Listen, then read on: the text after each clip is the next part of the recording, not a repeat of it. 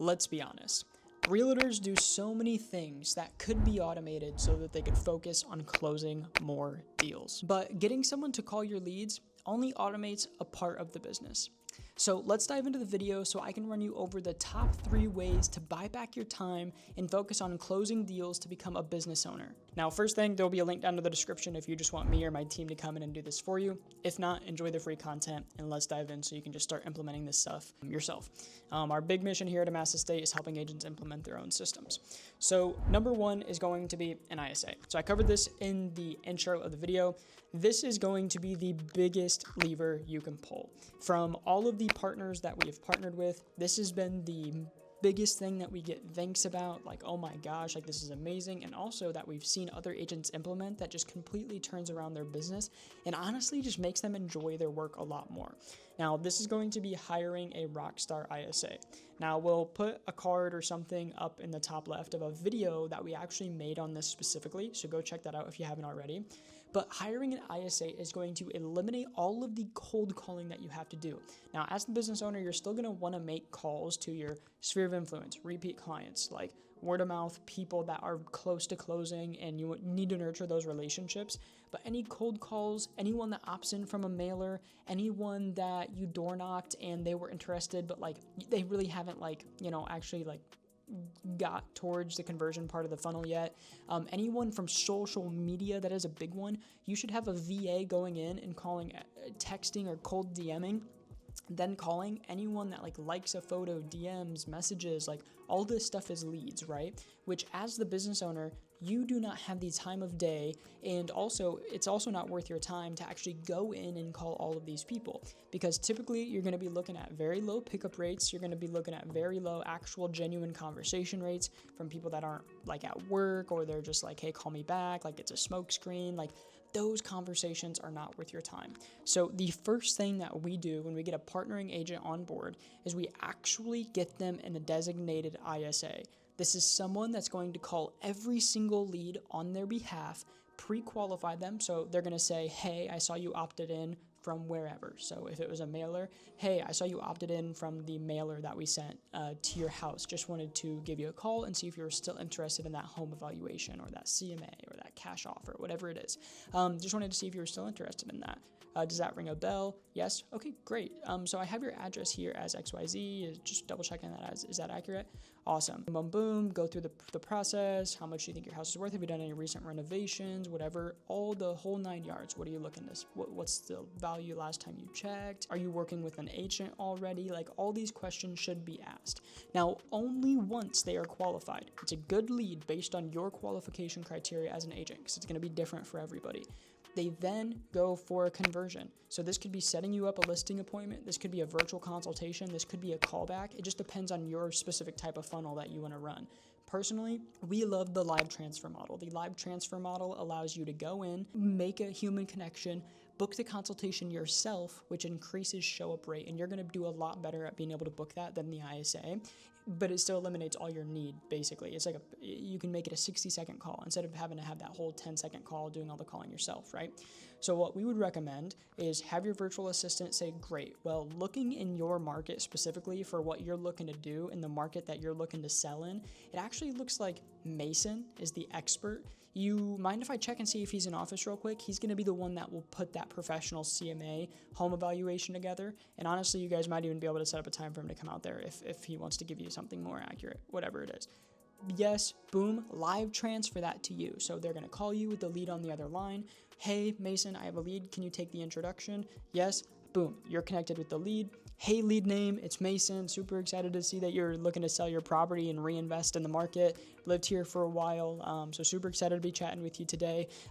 ISA let me know everything that you were looking for, so you already know their pre-qual. You already know all the details on them. You already know that they're worth your time. So treat it like that. Treat it like they're worth your time. So actually have a conversation with them. Now, if they're on the fence, they're like, just send me what you got. Whatever you have is fine. I really don't need someone to come out here. That doesn't mean it's a bad lead. That is a terrible way to look at a lead from a business owner perspective. You will never win. You will never be a top producer or even an a little above average producer. If you aren't taking buyer leads because they're not pre-approved, or because they say like, I'm just, kind of browsing right now, that means I'm looking for like browsers are looking for a property as well. They might be lower on the list of importance until they start to get up there, but that is a lead that needs to be nurtured and needs to be dealt with and needs to be converted. So they say, just don't come out to my property. You can just send me over what you have. Yeah, absolutely no worries. By the way, like, this would not be a commitment to me in any way, shape, or form, name. Like, my entire purpose to come out there would simply just to give you the most, accurate estimate of your property. Handle objections. Like, actually handle objections. But the whole point of this ISA, to go back to the original point, is so that you at least know that conversation is worth your time to take. Instead of cold calling hundreds of people and finding one to have that conversation with, you skip right to the conversation, okay? So on the buyer side of things, that would look like asking, what's your price? What's your time frame? What locations are you looking in? Pre-approval status. I personally don't think you should DQ on that, but it's still good to know. Things along those lines. And if they hit, bare minimum criteria, like price point, time frame. So that basically skips you to the appointment booking process, right? Now, number 2 is going to come in place if you have a lead flow problem, which is if you do not have enough leads coming in. Now, there's 2 categories of leads. There's going to be warm, referral, sphere of influence, repeat clients. That stuff is amazing business to get, but it's uncontrollable. You can't control when people are saying your name. You can't control what the market does. You can't control when people sit on their hands. You can't control when repeat clients repeat. Completely unpredictable. Put that out the window for any form of predictability. It's too difficult, and you do not want to base your business around hopes and wishes and people saying your name. Number 2 is going to be predictable cold traffic. This is going to be social media. This is going to be cold calling. This is going to be mailers. This is going to be door knocking. All of these have a unit of input in which you can put in to get XYZ out. I knock 100 doors, I get a listing. I make 500 cold calls, I get a listing. I get 100 leads off social media, I get a listing. We need to understand what percentage of our business is controllable, cold calling, mailers, door knocking, Facebook ads, meta ads, Instagram, YouTube, Google, and what percentage of our business is uncontrollable.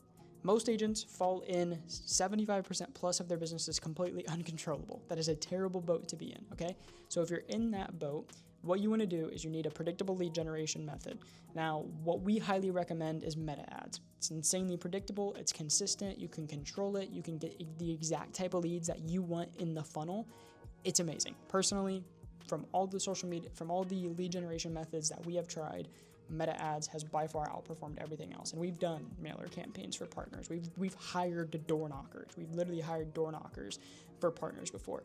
What we have seen work the best is social media ads. So that's number 2. Take control of your lead generation. You should have a consistent and predictable lead generation method.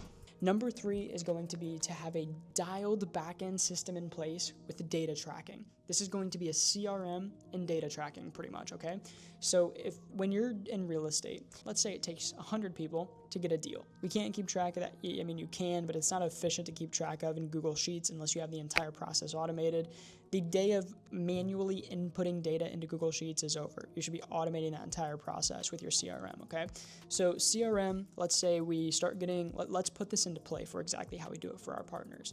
Social media ads, the leads automatically flow into the CRM. So that's an easy integration that a lot of agents already have set up, is when you get a lead, it should automatically flow into your CRM. There should be 0 manual input needed. You should not have to type the person's name, phone, and email. That should be automated with a software. Boom, person gets put in the CRM. That should then be tracked on some backend source. So you should have an automation that every new lead you generate goes onto a Google Sheet. Again, this should not be a manual input. This should just be the system automatically puts it into a Google Sheet under leads. Then you're going to have categories, which is usually going to be in a CRM, pipelines, which is going to be new lead. And you're usually going to have different pipelines for each outreach source, which is why we highly recommend just having one outreach source to start. So if you're doing, like, let's say social media ads, you should have new lead, you should have responded, you should have quality conversation, you should have live transfer, you should have appointment booked, signed contract, closing, and then all this stuff should be tracked. so you can find where your fall off rate is. Now, the other thing that a CRM does is it's going to do all of your follow-up and nurture completely automated for you. And when you have your ISA in there, they can add human touches to your follow-up, your automated nurture and follow-up. A lot of CRMs, especially the CRM we use, which I'll put a link down in the description for the CRM that we recommend that has all this automation, data tracking, adding stuff to Google Sheets automatically, all this capability. You can use our affiliate link. You'll get a 30-day free trial. Normally it's only 14, so you get an extra 2 weeks with us, and you can just cancel it if you don't like it. It's completely free to try. And what you can do is, depending on what ad the person came through, you can add like tags based on that. So you can just add a tag that this is a new construction person, this is a one-level person, this is a seller. Based on the tag, that should determine which drip they go into, right? And then that should also determine what script your ISA uses. All of this stuff should be implemented. And hopefully if you're an agent that doesn't have this stuff in place and you're not doing as much business as you would like to, you will start to understand, oh, it's because I actually need these systems in place. Like, you can't just expect to grow year over year off of referrals, sphere of influence, and repeat clients. Like, that is so unpredictable. And I wouldn't want to base the fact of my vacations, my free time, my family, my bills. I wouldn't want to base the success that stuff gets taken care of off of chance. If you're a real estate agent that, is a portion of your income goes to providing for your loved ones and yourself, you should be focused on, how do I make this as predictable as possible? How do I put the cards in my favor to make sure I grow year over year? Not just for myself, but for the people around me that I have to take care of. You shouldn't just be relying on word of mouth and sphere of influence and repeat clients, right?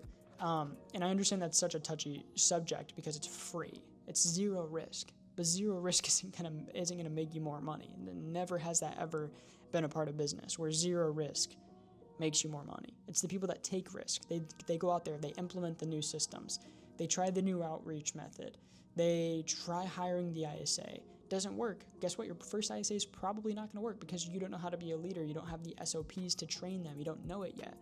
But your second ISA will be better, your third will even be better, and your fourth and your fifth, those will probably be good. You'll probably be able to keep them, you'll be able to hire them, they're going to start converting, and you just start to get better. Your CRM, at first it's going to suck. At first your drips are going to suck. At first your automations are going to suck. Your data tracking is going to be running into errors, right? But once you get past that, you can then have predictable, consistent income in your business that continues to grow year after year. In some years you will have a down year, but that's probably because your inputs were just lower. It's usually a you thing. But when you're just relying on sphere of influence, repeat, and word of mouth, you can't control that. And so it sucks because it's like, well, why did I do bad this year? I don't know. It wasn't my fault. It was the market.